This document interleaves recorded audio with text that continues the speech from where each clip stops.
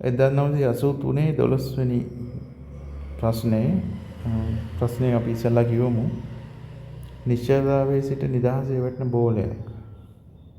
එතකොට නිශ්චලතාවය අපි කොහේ හරි උඩක ඉන්නවා බිමට වැටෙන බෝලයක් ගැන තමයි කතා කරන්නේ.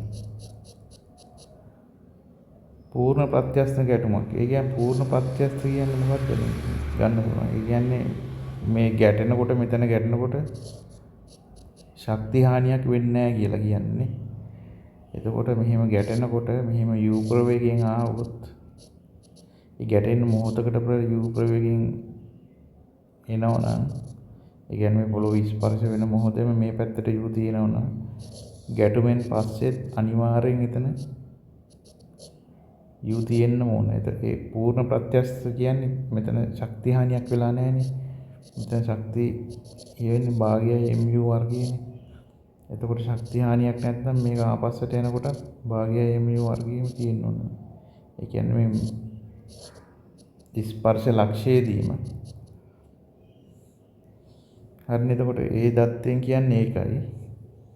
බෝලේ ගැටීමෙන් පස්සේ ශනිකව නිශ්චලතාවයට දැන් ශනිකව නිශ්චල වෙනවා කියන්නේ කොතනද? දැන් මේක මේ බෝලේ වැදිලාම ආය ආපහු වෙනවනේ. ආපහු වෙලා ආය මෙතන උඩට යනවා. මෙතනදී තමයි ආයෝගේ මේ u කියන එක බිඳුව වෙන්නේ.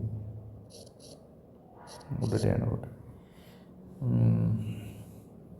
මේක අහන්නේ ප්‍රස්ථාරය වෙලොසිටි එකයි ටයිම් එකයි. එතකොට මෙහෙම ඇඳගත්තොත් ඉස්සල්ලාම මේ බිඳුවේ ඉඳන් පටන් ගන්න. බිඳුවේ ඉඳන් මෙතෙන්ට එනකොට වැඩි වෙනවා. වැඩි වෙන මේකේ තවරණේ මොකක්ද? ඒ ගුරුත්වාකර්ෂණ තවරණේනේ. මේකේ තවරණේ වෙන්නේ. ඊට පස්සේ උපරිමයකට එනවා. මෙතන තමයි ඔය උපරිම ලක්ෂය. ඒ කියන්නේ මේ මෙන්න මෙතන. ඊට පස්සේ ශනිකයෙන් අනිත් පැත්ත හැරෙනවානේ.